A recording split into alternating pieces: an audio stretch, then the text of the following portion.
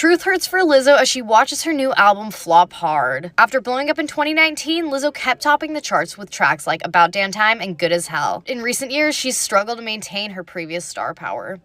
Her fifth studio album only sold just 2,650 copies in its first week, Rolling Stone reports. A huge difference from 2022's Special. She was even seen crying on her private TikTok about the album's reception. I promoted my album super hard and people were calling me a desperate flop, so... Everyone was trying to come at me when I was like, yeah, I was a radio darling, and they were like, well, streaming's been a thing since 2016, and I'm like, yeah, duh, but not tabulated in this way. You don't that's what I'd be like, you on the internet.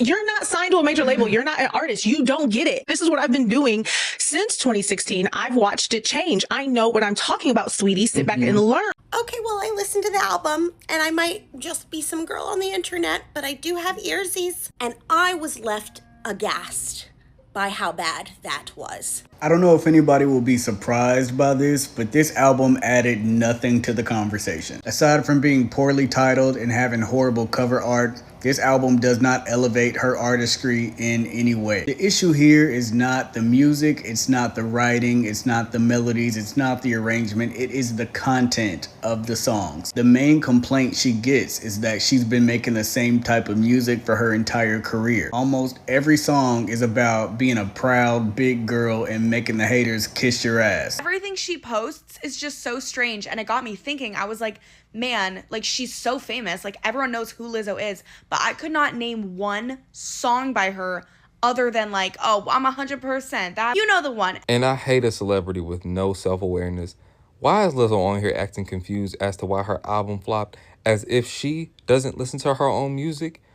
Girl, did you not know that you make 2020's Target shopping music? Don't nobody want to hear that shit. So Lizzo keeps asking where's the support for her new music, but at what point do you stop blaming the audience? And I'm not trying to be funny, but Lizzo has been talking about a lack of support for what feels like forever at this point. It's like every time a song comes out and it doesn't take off the way Truth Hurts or About Damn Time did, the conversation immediately switches up to how the public doesn't support her. But here's my question. What if the people just don't want the music? When you put out I Quit, it was very alarming to people who care about you. I've experienced so much growth. Everything that I've been through, my entire life, we've talked about it. Yeah. Sleeping on floors, sleeping in cars, not knowing where my next meal gonna be, showering at a gym. This, I can survive anything.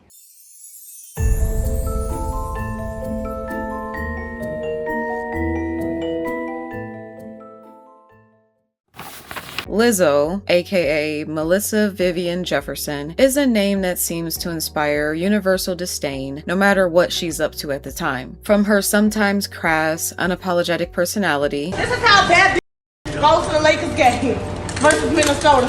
You bitches can't even spell Minnesota.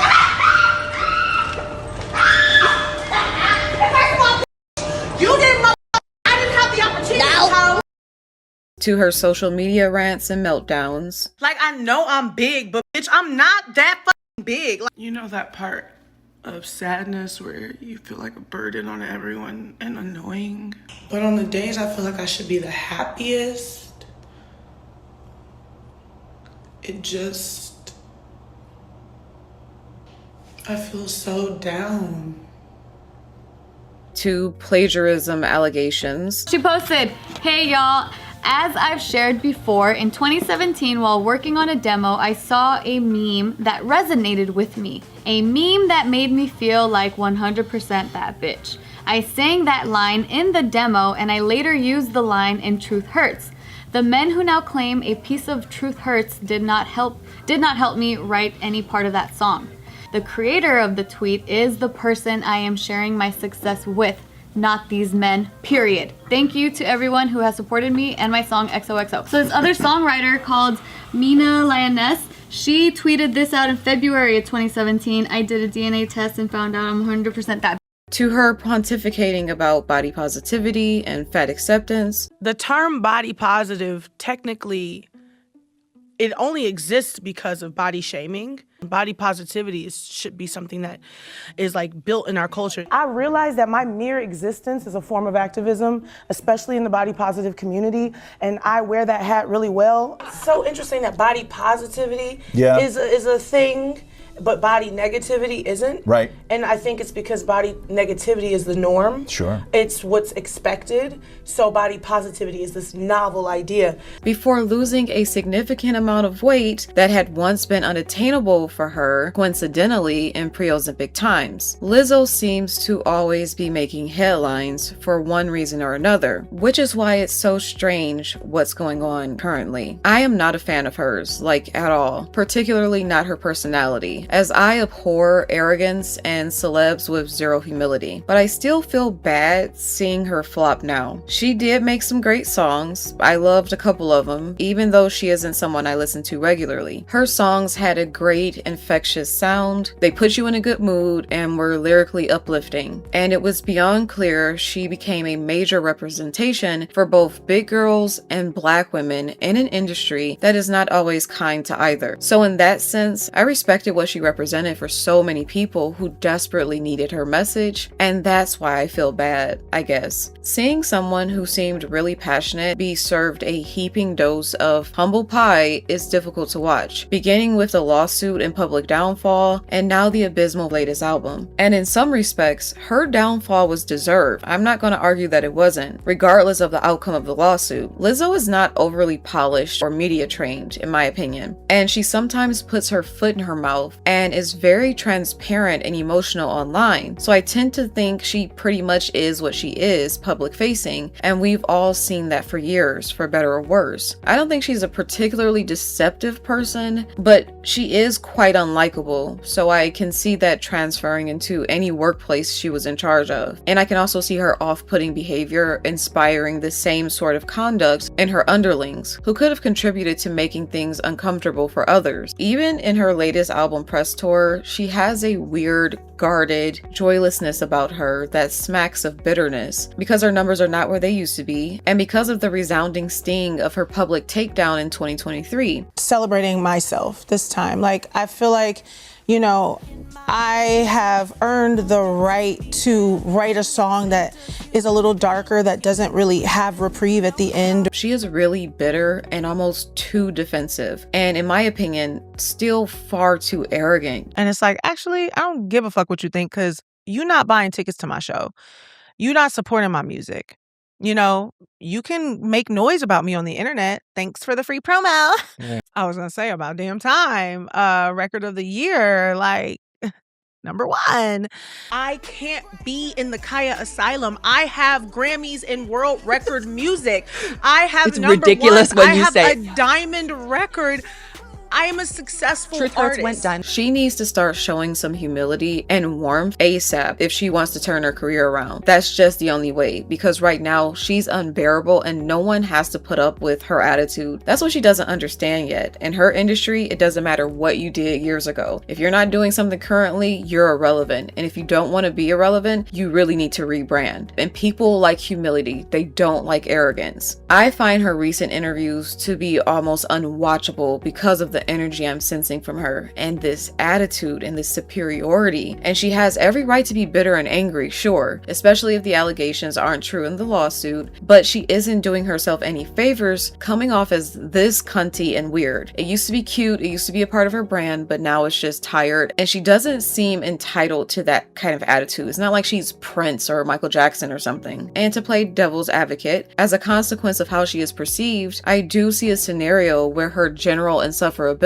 could facilitate a smear campaign against her quite easily, even if the allegations weren't true, because most people will be inclined to believe whoever is bringing her down. And that's what happened in 2023. She's one of those artists the public became obsessed with hating, especially conservative media pundits, and honestly, some of the criticism was fair, but a lot of it was mean-spirited and sought to tear her down because she was a loud, obnoxious, overconfident, plus-size black woman. And certainly, we can't have someone like her thriving, which honestly sucks.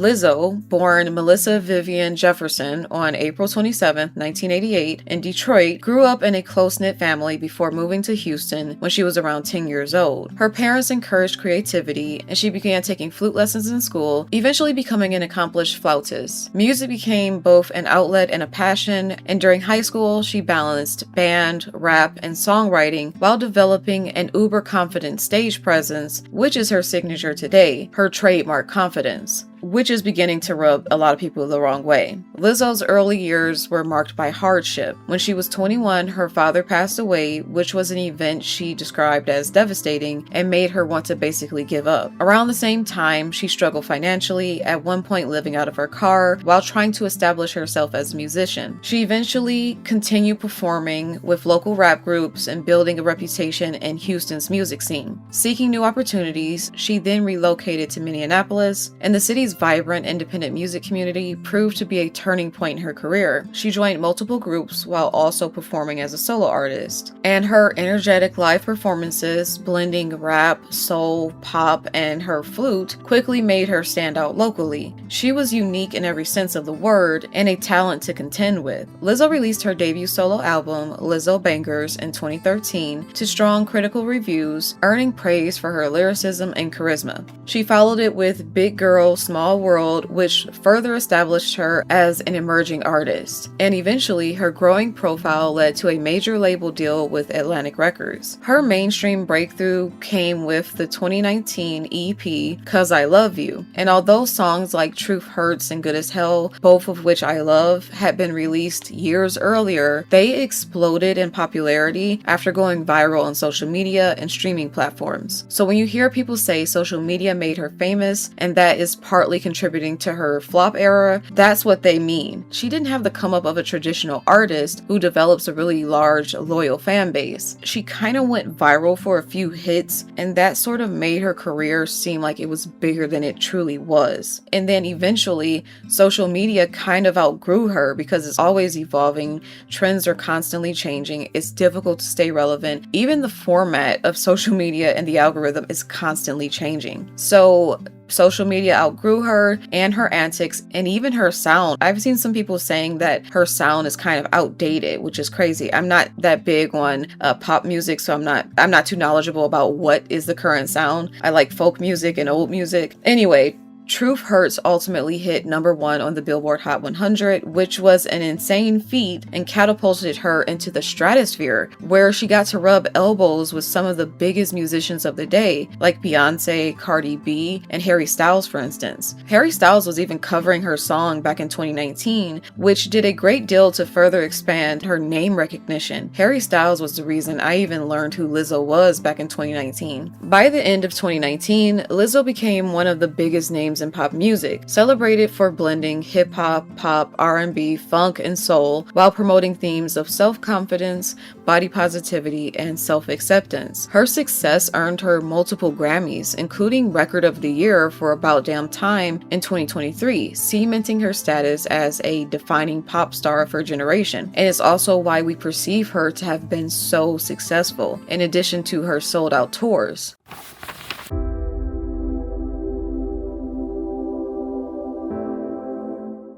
I will start off again by saying I am not a huge fan of Lizzo. I do like some of her songs, and I think she's talented and kind of a great lyricist, but I find that she spends far too much energy on the wrong things. And a lot of the reasons she is so confrontational and perpetually needing to defend herself and clap back at haters is because she has an incredibly transparent need for validation that drives her to do and say outlandish things and push the envelope to stand out. But because she and her antics are often ill-received, her defense mechanism is going around pretending to be a bitch and pretending she doesn't care, whereas she very obviously does. She has never been a smidgen as unbothered as she wanted people to believe, or as her lyrics suggested. After she wore a thong to an NBA game in 2019, where she had her bare ass cheeks out and was caught twerking, yes, kids were present, she received the internet's righteous indignation. But a part of her insufferability and arrogance was the fact that she never took accountability and walked around kind of trying to be like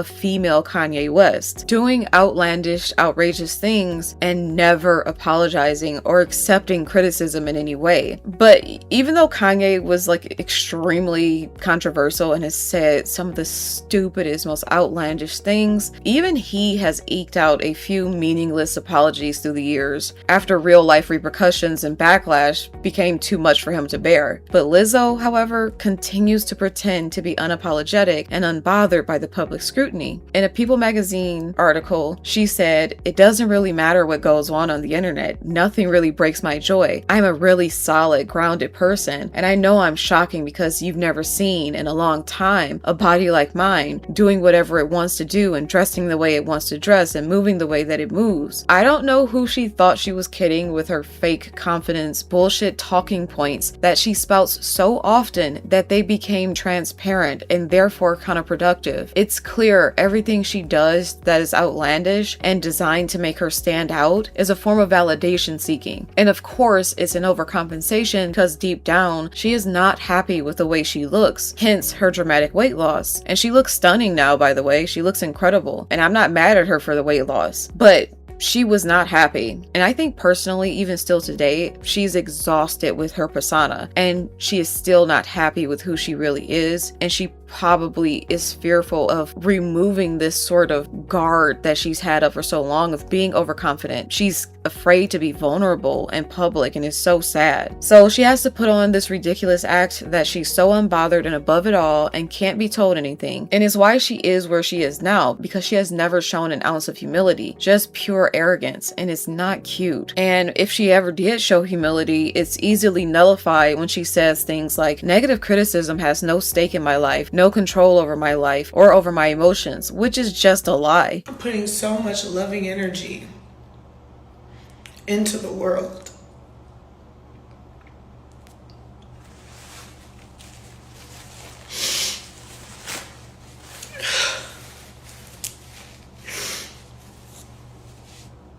And bro, sometimes I feel like the world just don't love me back.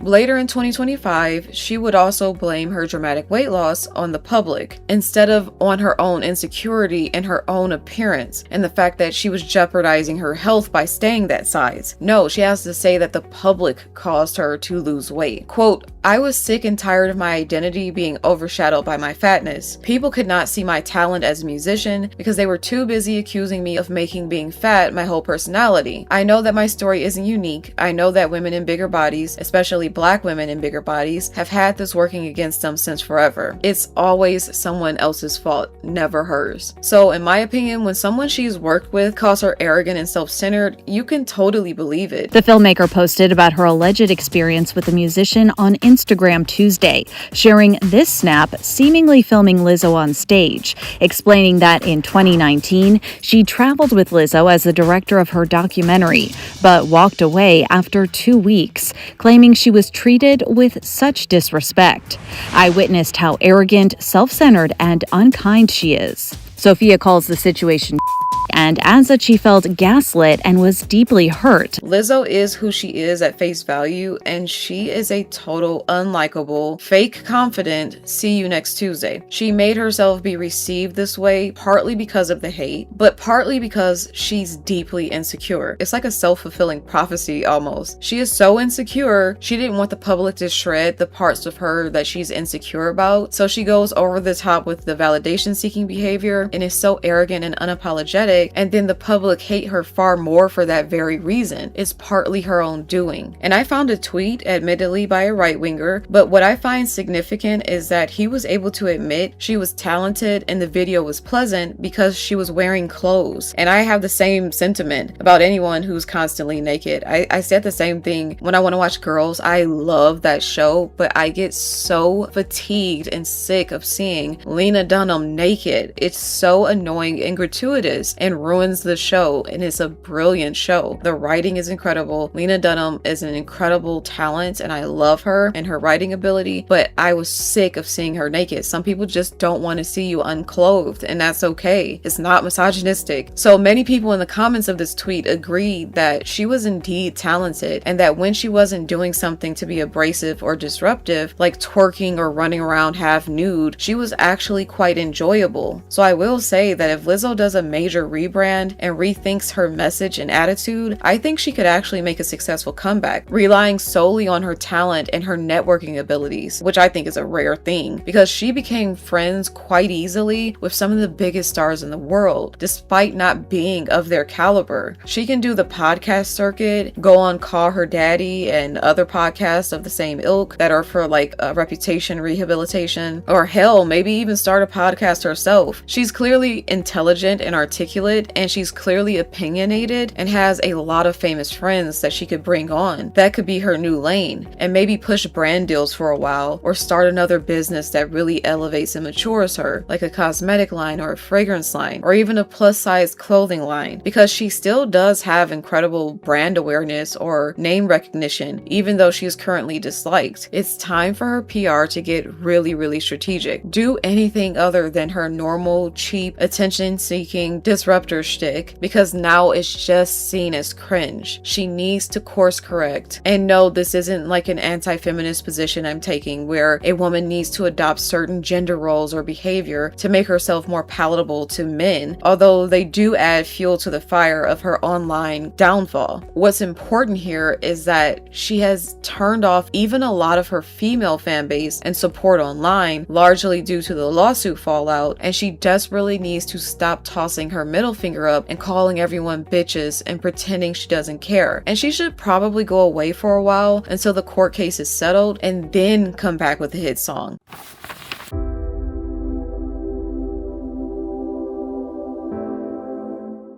What I find strange in all of this current talk of her flopping is that, according to my research, Lizzo was never a huge seller. Like for her album debuts, the way you would assume she was based on her celebrity and the fact that she was winning Grammys and seemed like a serious fixture in the big leagues. Oddly, she had a strange career where she had a few hit songs and was so controversial, she seemed to be everywhere in the headlines, and this all launched her into the stratosphere without a proper foothold, and so she never had any true staying power. She never had a massive dedicated fan base, the likes of Beyonce or Taylor Swift or Harry Styles, and the numbers on her previous albums reflect this. And I think the people on this podcast really hit the nail on the head. The one lady said she had a lot of bandwagon fans, which made perfect sense. People that Lizzo basically networked with kind of became her fans through her association with other huge artists. So they were kind of fly by night. They weren't truly Lizzo fans. They just kind of digged her music because she was friends with like Harry Styles, for instance. I was surprised by how few albums she sold previously, which shows I was caught up in the perception of her success when the numbers never really added up. Simply put, Lizzo was almost like an overexposed indie artist with a few hit songs that won Grammys, although she was signed to kind of a major label. So I don't think anyone could have anticipated the nosedive that her album sales took with this last drop, and it's kind of tragic. Her fourth album, Special, released in 2022, debuted and peaked at number 2 on the Billboard Hot 200 with approximately 69,000 sales, and those were album equivalent units, so I believe they included streams. It eventually earned gold certification,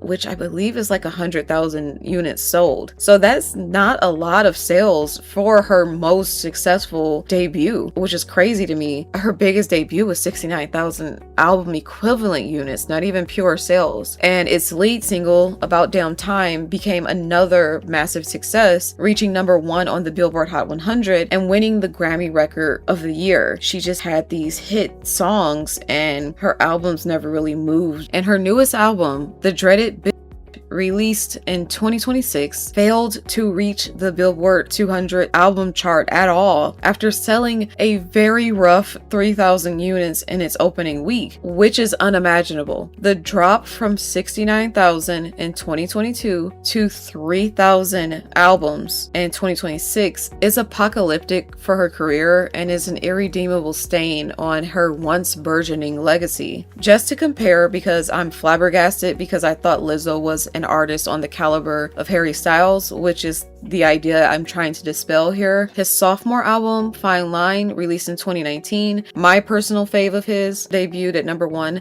selling 478,000 first week units. He almost doubled his debut sales with his sophomore album, and it has since gone multi-platinum. He is far and away the most successful member of One Direction by leagues. No one compares even remotely to his numbers, so you can't really say, oh, he's only popular because of One Direction. In a sense, he is, because he kind of was the face of One Direction, but the other members do not compare to his success even remotely, despite also being huge parts of One Direction. And his third album, Harry's House, released in 2022, was massive. Again, it debuted at number 1 with approximately 521,000 first week units, so his popularity increased even still. Despite the increase in streaming, his sales still increased, and this became his biggest opening week to date. So he had multiple top 10 hits on the Billboard Hot 100 for Harry's House. And also, Harry's House won Album of the Year at the Grammys in 2023, and that was among other awards. And funny enough, like Lizzo, he released an album in 2022 and then waited 4 years trying to live life to be inspired to write again. He released again in 2026, just like Lizzo, but his sales and reception were pretty much consistent. They dropped just a bit, but it was pretty consistent, with Kiss All the Time debuting at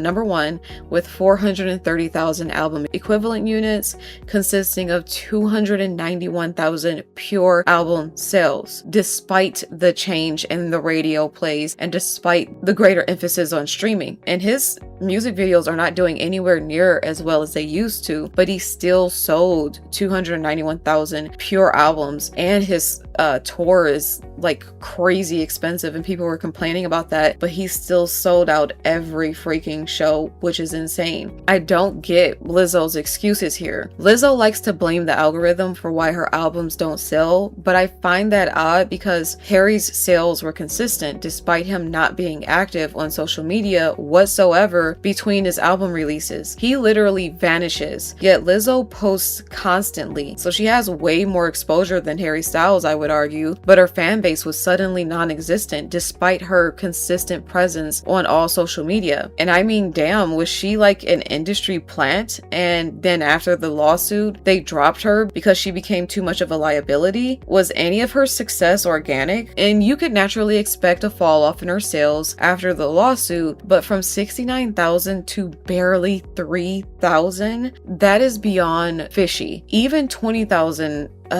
units sold would have been a reasonable debut after the lawsuit with her level of celebrity. That's why everyone is thrown for a loop with the magnitude of her recent flop. It seems like she was being artificially pushed at one point. And I saw someone make this excellent point online that Lizzo made the album incredibly unmarketable by titling it Bitch, because it's a word most people don't care to say. They think it's crass, and it even makes it difficult for the media to talk about, as many of them have pointed out during her press tour. I wish we could say the name of the album, but we can't. Lizzo, congratulations on your 5th studio album. I mean, look, the title's not totally breakfast TV friendly. Which means that when they do speak on her album, they won't be using its name. And even social media algorithms tend to suppress or hide text with swear words or insults in them. So my album is out today, right? My album is out today. My album is out today. And TikTok continues to be a hater.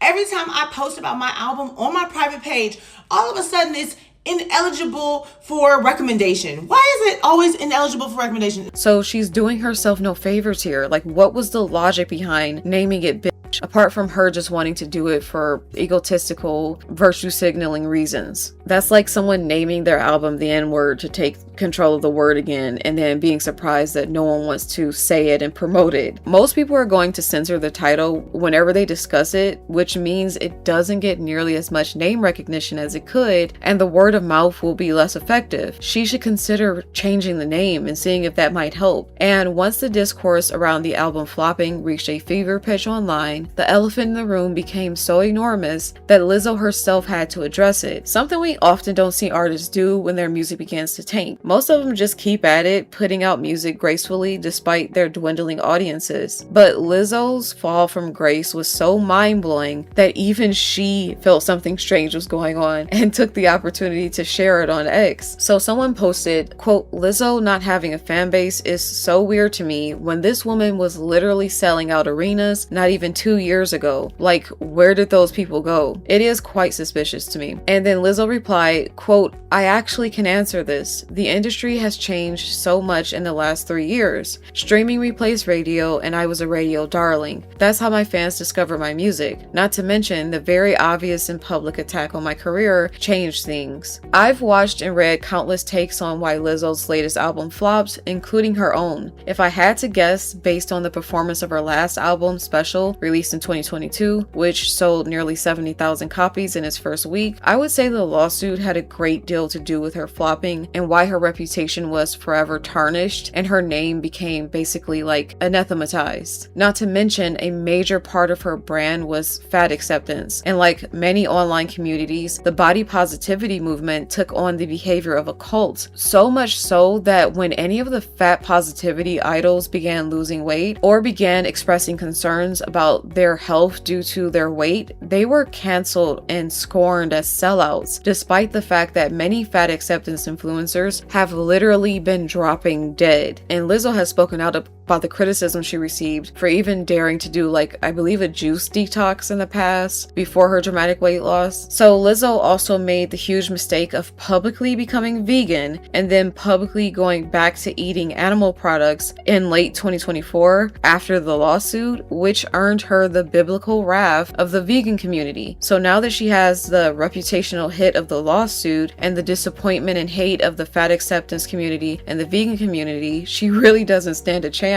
Undeniably, Lizzo rode progressive political movements to fame, such as body positivity and BLM and the LGBTQ community and even feminism. But the political landscape has had a tectonic shift since just before the last election cycle, and a large contingent of the public became fatigued with a lot of the progressive messaging, not even just right-wingers. I think the public in general kind of became fatigued by the radical leftist politics overtaking the world and all the major institutions. They felt a lot of it was being foisted upon them and shoved down their throats in mainstream media and film and children's television and of course Hollywood, who are constantly pushing their hollow hypocritical activism on us. Wokeness became despised by many, and being red-pilled became the popular grift, unfortunately, which is a community filled with a lot of imbeciles too. It was the new edgy countercultural thing to contradict the hive mind that was driving cancel culture and the people and celebs who were virtue signaling every social injustice to death. Lizzo rose to fame on that wave, and she was one of those insufferable voices who always seemed to be scolding the public, and that shtick grew quite tired really quickly. Voices like Lizzo and Rachel Zegler and Olivia Wilde, regardless of whether you like them or not, they're people who parrot woke talking points and admittedly wanted to be seen as disruptors of some kind,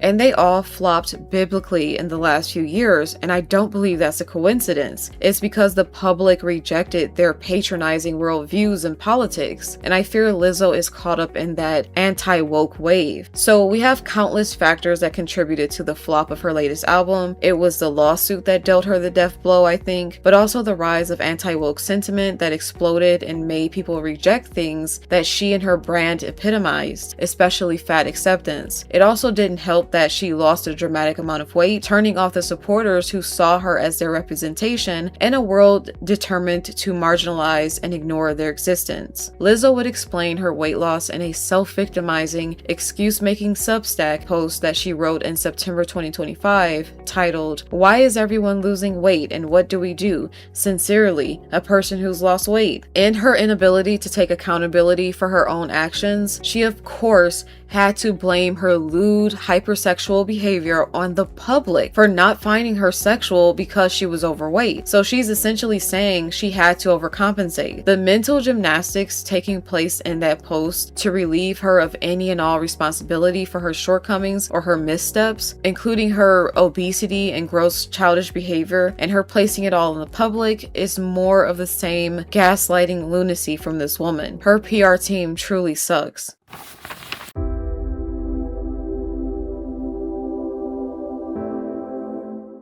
I do think Lizzo does believe that she is, doing good. And I believe that a lot of people are taking good from what she's doing, but in close quarters with her on a daily basis, it tends to be very intense and very unforgiving. The truth will come out. Okay. And that's why I'm not afraid of it. You're not afraid? No, not at all. Oh. I'm not afraid of the truth. The truth is less salacious than the headlines. On August 1st, 2023, all hell broke loose. And it is insane to me that it has almost been 3 years to the date that this lawsuit dropped. Where the hell has the time gone? Anyway, in August 2023, 3 former backup dancers for Lizzo filed a civil lawsuit in Los Angeles Superior Court against Lizzo, her touring company, Big Girl Big Touring Inc., and the dance captain, Shirlene Quigley. The plaintiffs were Ariana Davis, Crystal Williams, and Noel Rodriguez. The lawsuit quickly became international news because Lizzo had built much of her public image around body positivity, empowerment, uplifting women, and creating an inclusive environment. In an aggressive challenge of all Lizzo stood for publicly, which would have an instant and irreparable impact on her brand, the dancers came out swinging, alleging a wide variety of misconduct, including sexual harassment, religious harassment, racial harassment, disability discrimination, hostile work environment, retaliation, false imprisonment, assault and battery, and weight shaming. The most publicized allegations included that Lizzo pressured dancers to interact with nude performers during a visit to an Amsterdam adult club, and that her dancers felt pressure to participate in sexually charged situations because Lizzo was their employer, such as eating a banana out of a stripper's and also Lizzo apparently even encouraged one young lady, I believe she was known among the group to be a virgin, to touch a stripper's breast, which is so violating. It's like she was purposefully trying to corrupt her innocence and embarrass her just because she knew she was inexperienced. If these allegations are true, of course. There were also allegations that the dance captain, Shirlene Quigley, God, I hate her name, frequently discussed religion in a way that plaintiffs considered coercive, and there were claims that one dancer, I believe Ariana Davis, the one encouraged to touch a stripper's chest, was criticized over weight gain and later lost her job. This of course set the internet on fire, as many people have been waiting, even salivating, for a moment like this to rip Lizzo to shreds. So when it finally came, they did not hold back. The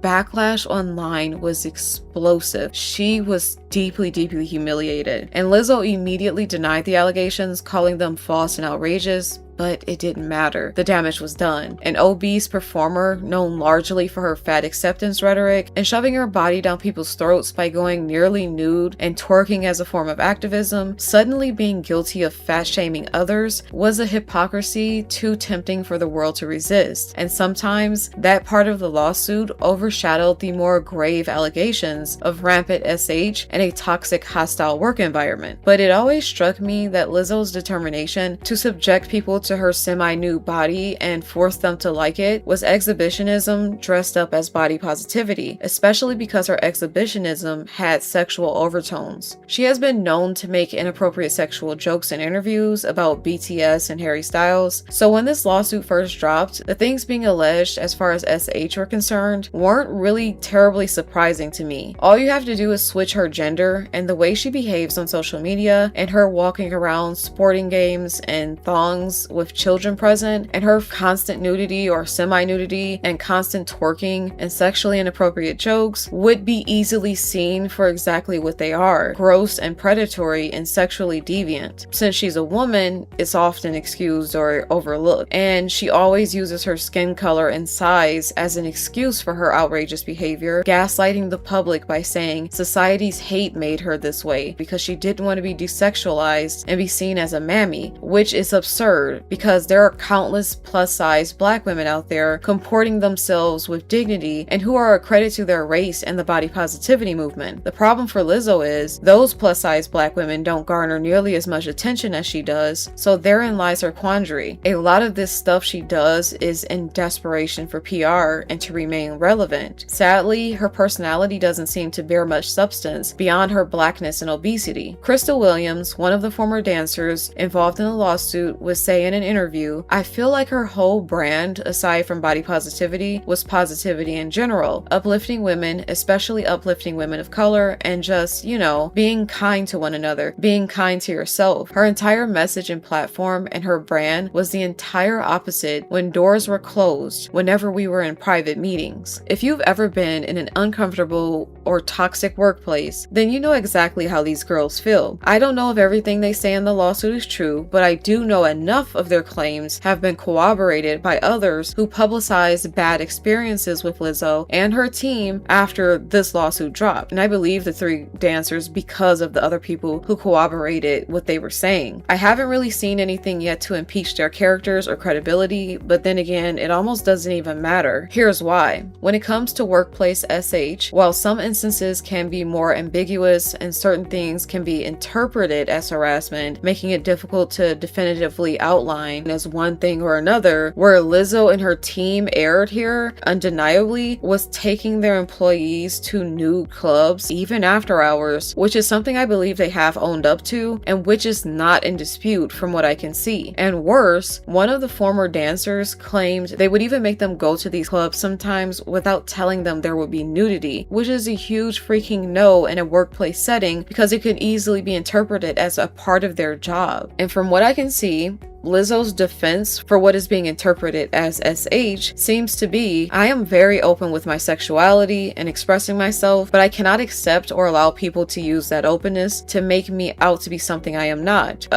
You can express your sexuality all you want in the appropriate settings, but why the fuck are you being open about your sexuality and expressing yourself, which could even mean lewd jokes or comments, in a workplace setting around your subordinates? And her quote here could very easily be interpreted as an admission that she was being sexually inappropriate in the workplace and could have made others uncomfortable with what she views as her openness about her sexuality. A man can go around talking about his penis size and how he likes to screw two girls at once and say that it's him being open about his sexuality. That doesn't make it any less harassment if he's doing it in the workplace, especially to people who are his subordinates. The former dancers would also claim that they felt coerced into attending these after-work functions because they perceived that if they didn't attend, they would be ostracized from the group and excluded from job opportunities, and even felt they will be putting their jobs at jeopardy if they didn't go. According to them, the girls who did hang out with Lizzo after work or were seen as fun and down for anything were thought to have increased job security, and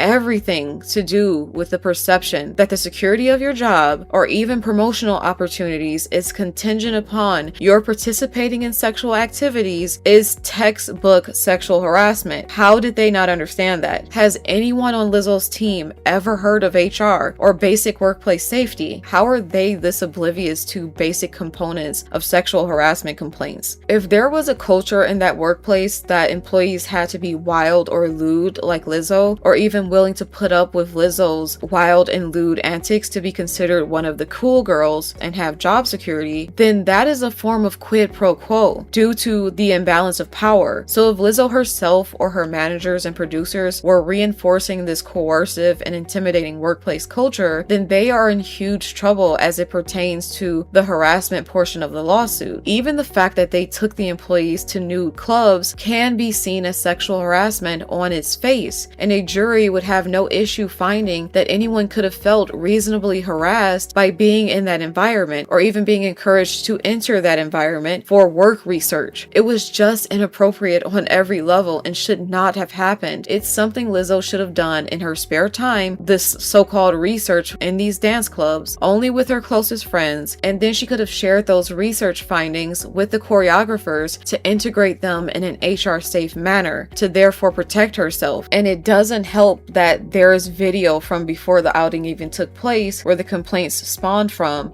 where Lizzo is being quite vile, as she always is, and is discussing the very club in question. The club in particular it's basically a famous club in Amsterdam. It's famous for the performers using a banana, and the banana goes certain places. I'm not going to get into that, but Lizzo this has been a mission for her. Listen to her. This was back in 2019. Her talking, she was on the radio in Amsterdam talking about wanting to go to this club. I love Amsterdam. I had a day off yesterday, so I got some rest finally. Or kind of, it's Amsterdam, so we party. I saw that you saw a live sex show. Please tell me everything about the sex show. It was people, man. It was crazy. They were just doing it, but you know what? It was beautiful. But I'm trying to go to the show where you eat the banana. Which one is that? Balls. And you have to go. Yes. And That's what I want to do. Then you have to eat it. I need my potassium, if you know what I'm saying. So eventually, Lizzo's legal team filed motions asking the court to dismiss large portions of the complaint. In February 2024, we have probably the biggest milestone in the case where the judge, he didn't dismiss the entire lawsuit outright. Instead, some claims were dismissed and some survived. So several significant claims continued on toward discovery, including allegations involving SH, hostile work environment, racial harassment, religious harassment, retaliation, and false imprisonment. The judge concluded that there was enough alleged evidence for those claims to proceed, but the judge also dismissed several causes of action because they were legally deficient. These included certain disability discrimination claims, some claims against particular defendants that were not adequately pleaded. One of the biggest developments came at the end of 2025 when the plaintiffs voluntarily withdrew their appeal, and after the court had dismissed the headline-grabbing allegation that Lizzo had fat-shamed a dancer and fired her because of her weight gain. Lizzo would go on to publicly celebrate this on social media, saying, quote, "There was no evidence that I fired them because they gained weight, because it never happened. They weren't fired for gaining weight. They were fired for taking a private recording of me without my consent and sending it off to my ex-employees." So after surviving the dismissal stage, the lawsuit entered discovery. During discovery, all the dirt comes out. Each side can possibly obtain emails, text messages, personnel records, contracts, witness testimony, and depositions. And this will make or break the case. This phase is often where civil cases become much stronger or much weaker depending on what evidence is unearthed. No trial has taken place yet, despite it approaching its 3-year anniversary. And we shall see how all of this turns out in the end, but for now, we know for a fact where Lizzo stands, and she really has not recovered from the damage that this lawsuit did to her at all. And her music is currently flopping abysmally. Time will tell if she'll recover from this ever in the future, but for now, I can't help but feel sorry for her. Thank you so much for watching. I plan to be back with another video very soon, and I'll see you then.